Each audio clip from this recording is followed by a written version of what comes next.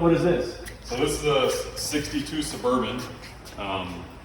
It has a 2005 GMC Denali chassis underneath of it, and it has a 6-liter LQ9, I believe it is, with a 4L80 transmission. It's got all the bells and whistles. It's got the Holley fuel injection system, so it's dual throttle bodies. It has a splitter cable, so it's one gas pedal for 2 throttle bodies, of course. And then we did this from the ground up, right? Yeah, so we got this as a bare shell and a bare chassis.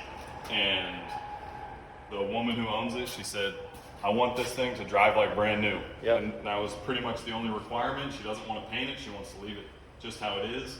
And when we were building it, we found that there's not a lot of metal to bolt to for the fenders and stuff, because it's all rusted out.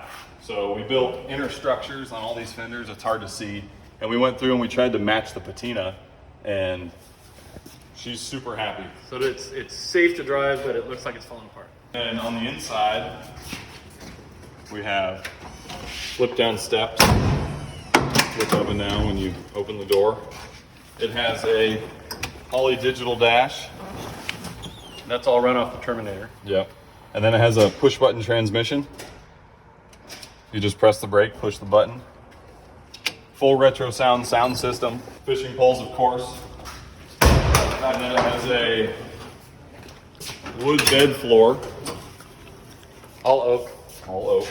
And then we even put a bow on it when we delivered it to her. Yeah, you gotta have the bow. She went and drove it about 500 miles, and she's back to get everything tightened up. Yeah, we do a bolt check after the car is driven a bunch to make sure that it's still safe and everything is where it should be.